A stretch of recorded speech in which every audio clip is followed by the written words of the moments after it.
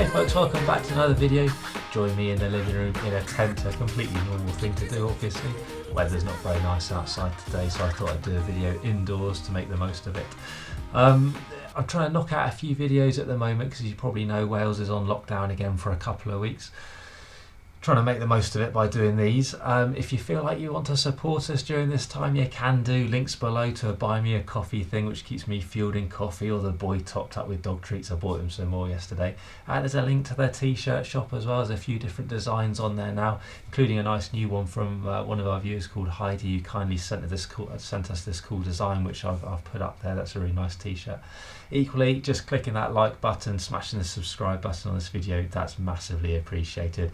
Should go over, I think, 5,000 subscribers during this lockdown period, which is amazing, so thanks very much for that.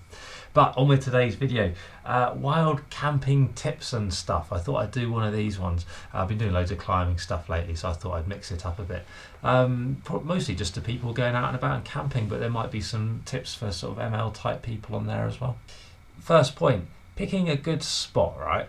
There's lots of things we want from a good camping spot. We want it to be like flat but dry. That's like a tough one to get because often flat spots get the moisture and stuff, so trying to find one of those bits is good. Having a bit of shelter from the wind and elements, maybe from hills or maybe just from a wall or something, so finding a good spot like that. What I tend to do is when I'm out and about just hill walking in general, or out and about mountaineering, if I see a good spot that I haven't used before, I don't know off by heart, I'll put a little mark on the map. You might find these from being out and about, you might find them from reading about them online, you might just have friends who have used them. People can be a little bit secretive about these really good spots because we want to keep them to ourselves a little bit. So I've got some I'll share, but others that I like to keep to myself. Everyone knows eventually because I take people there and stuff, so it spreads the word, doesn't it? It's worth thinking about whether you're allowed to camp there as well, though.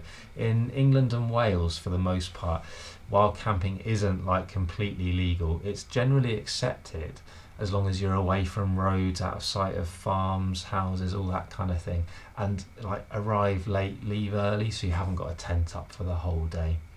Even away from busy footpaths and stuff is a good idea, to be honest. There's exceptions to that, like for example in Dartmoor there's areas there where it's allowed legally. Scotland's a bit different, I'll let you go and explore the legalities there, but for where we are in Wales, accepted as long as you're sensible about it generally, okay.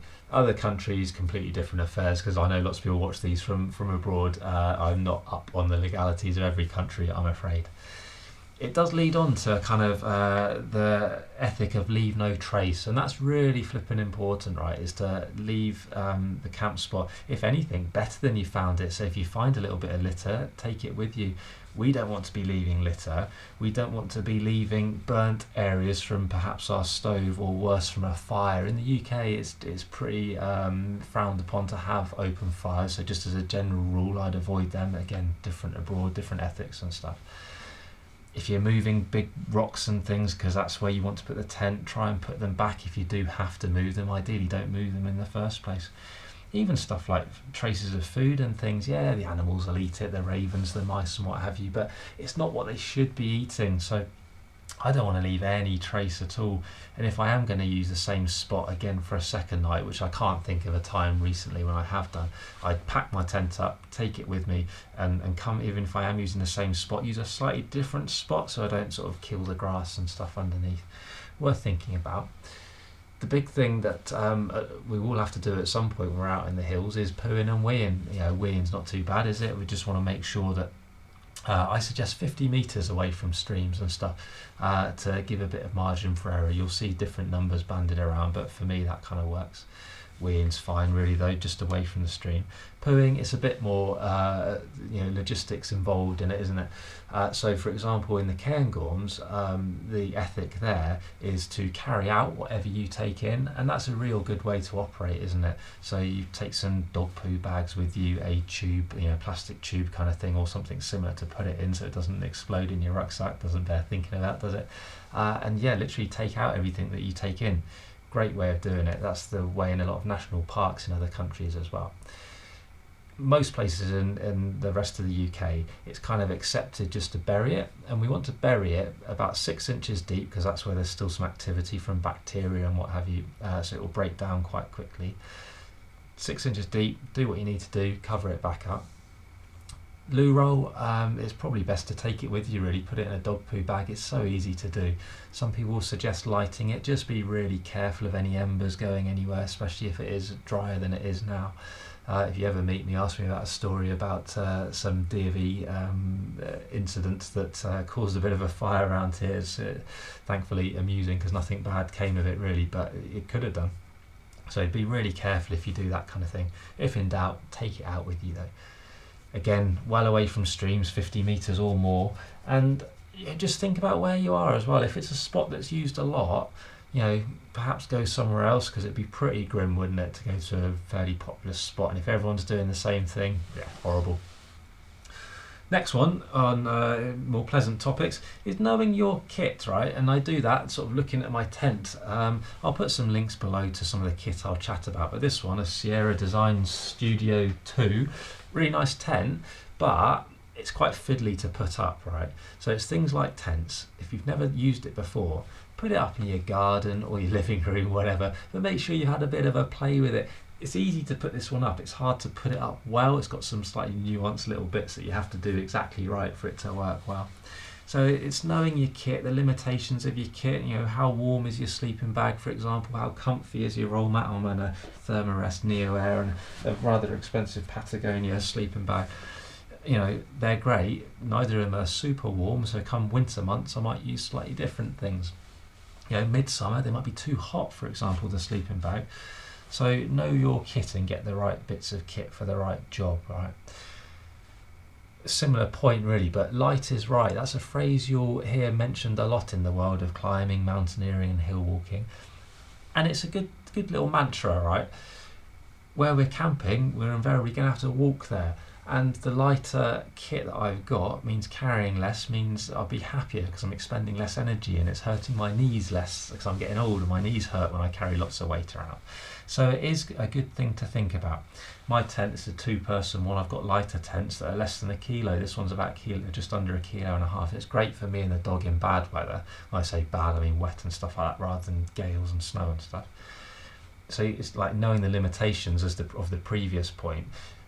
Again, but it might be that come the winter I take a heavier tent, right? It might be that I take a heavier sleeping bag. It might be I take more fuel, and for the stove I'm pointing out, I don't know if you can see that in shot.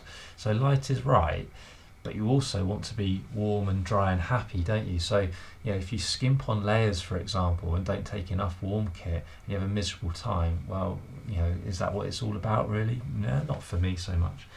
As an example, I tend to take a jacket, not necessarily this particular one, it's just one I grabbed off the hooks, that I'm probably not intending to wear during the day particularly, unless it's a lunch stop. It's more for cutting around camp kind of thing to make sure I'm staying warm. Just little things like that work for me. We all have our different limits that we're happy to put up with. Some people are happy being a bit shivery. I am not. I like to be nice, warm and toasty. Okay. I do take this thing, a bag of bits, okay. And this is kind of emergencies isn't the right word, but things will go wrong with kit. You will rip a tent at some point, you will snap a pole at some point.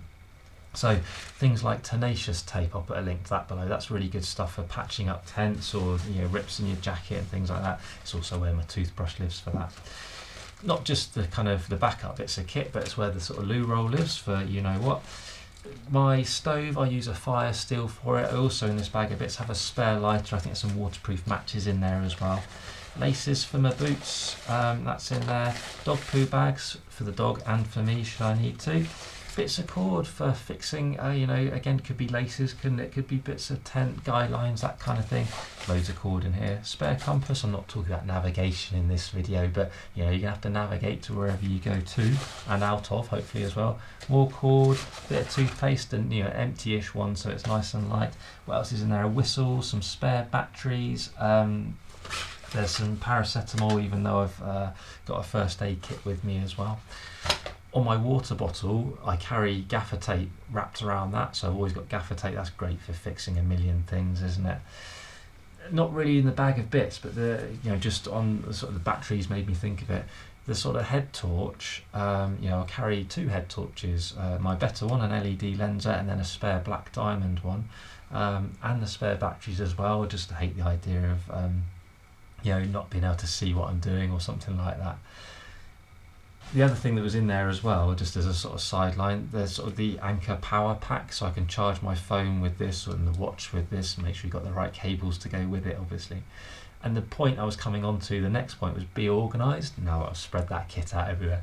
It's putting things kind of in a place so they don't get lost. So the last thing you want to do is wake up in the middle of the night and the tent's getting flattened because it was loads more windy and you've got to bail and you can't find your head torch because you left it out on that rock somewhere.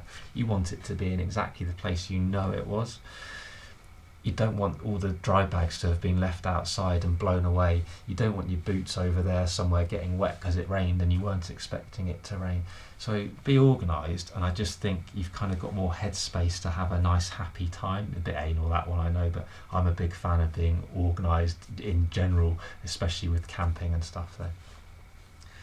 Looking down here, my next point was to eat well. Your body is going to be burning calories because you're walking around with weight on your back. It might be cold and wet and stuff like that, so your body's burning more calories, just trying to keep itself warm as well. So physically you need the calories, but also mentally you're going to operate better with being well fed and everything. So it's really important you'll make better navigational decisions and all that kind of stuff, and if things start to go wrong you'll have the headspace to deal with it. So keeping fueled up is really important. So I take these things. The Bla brand is my breakfast one, 614 calories, and I struggle to finish that for breakfast. Really tasty. That's important. No point taking stuff that you don't really like. It's not very motivational, is it? The other one I often take is these Expedition Foods things. The orange packets, 800 calories in them, and tasty. And you'll all have heard me banging on about Huel before. Huel do this new hot food. I've taken that the last couple of times as well instead of the Expedition Foods. Less calories, but you can take more of it obviously to if you want more calories. But I've been doing things like chopping chorizo into that to boost the calories. Take nice snacks and all those kind of things, whatever motivates you, whether that's Haribo or Oreos or some dried fruit, whatever it might be. Something that motivates you is really important. I tend to take, the next point was like a luxury item or two, keeping them light or whatever, but something that just keeps you happy and motivated, I think is key. For me, my go-to one is a pair of headphones. So at night when the wind's flapping the tent around a bit and I struggle to sleep like that, headphones in, straight to sleep. Great. I've got the AeroPress thing here. You remember Yonkis ago I did a video of how to use the AeroPress, my first ever try. I've never taken it out again since. It's a bit heavy for me, to be honest. So yeah, it never comes with me, but some people can't operate without good coffee, so that might be valuable to them. There's probably lighter weight versions of similar brands to that. I don't really know. I can cope without coffee as much as I do like it. The last point was to have fun and enjoy it, and hopefully a lot of these things add to the enjoyment. So by being organised, you're not losing stuff and getting wound up. By being lightweight, you're having a nicer time and all that thing. So have fun. It takes you to such amazing places, doesn't it, while camping? Those views that you get, you're waking up to these amazing sunsets or going to sleep with these amazing, did I say sunsets? Sunrising and going to sleep with amazing sunsets. It just opens up a world of adventures. I was lucky enough that my nan left me some money when I was young, and I bought a Terra Nova Voyager tent with it, which was really expensive to me at the time. But it lasted for years, and I took it so many places, and it took me so many places all over the UK but abroad as well. The adventures and the memories are going to live with me forever. It's a really special thing to me, being able to go and look after yourself and be self-sufficient in the mountains. That's why I love running mountain leader courses so much, because a big part of that is being able to share that joy with other people. It's amazing, isn't it, that opportunity? Do fire away with any questions. I say it's every time, obviously, but yeah, I'm happy to answer as best I can.